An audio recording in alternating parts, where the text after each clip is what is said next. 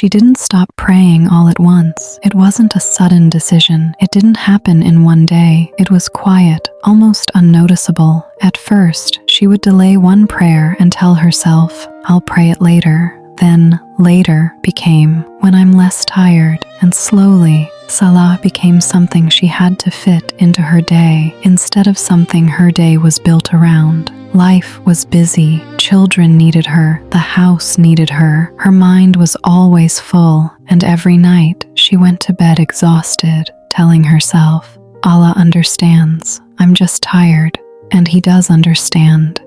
But what she didn't realize was that something else was slowly leaving her life. Peace.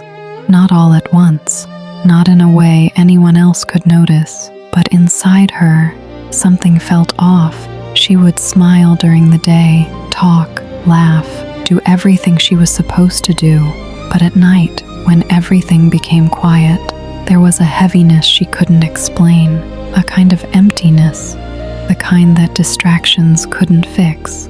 So she distracted herself more, scrolling longer, watching more, filling every silent moment so she wouldn't have to sit with that feeling, because deep down, she knew what was missing.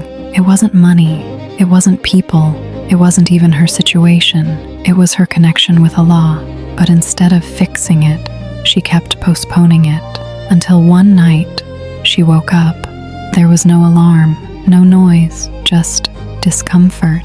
Her heart felt too heavy to stay asleep. She turned on her phone. It was sometime after 2 a.m. The house was silent.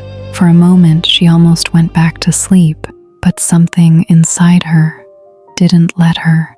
She sat there in the darkness, thinking, not thinking about anything specific, just feeling everything at once. And for the first time in a long time, she allowed herself to admit it. "I'm not okay. Not physically, not emotionally, not spiritually." She felt far from Allah, and that scared her, because she didn't know when it started or how she got here. She sat there for a while, just staring. Then slowly, she stood up, not because she suddenly became strong, not because she had a perfect plan, but because she didn't know what else to do.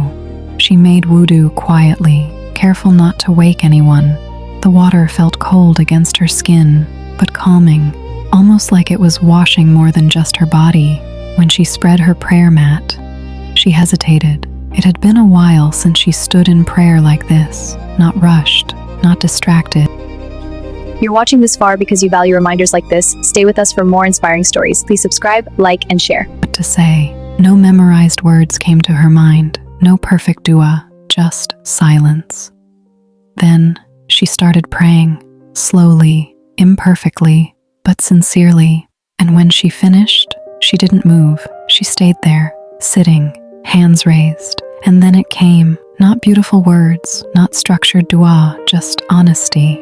"Ya Allah, I don't even know what's wrong with me. I feel lost, and I don't know how to fix it. My life looks okay, but my heart doesn't feel okay.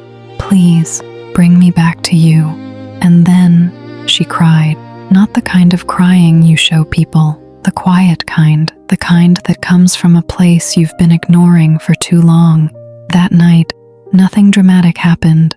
There was no sudden solution, no instant miracle. The same problems were still there, but something changed. Her chest felt lighter, not completely healed, not suddenly happy, just lighter. And for the first time in a long time, she felt heard. That was the beginning, not the end. The next night, she didn't wake up. The night after that, she almost didn't. But something had shifted. Now she knew where to go when everything felt heavy. Tahajjud.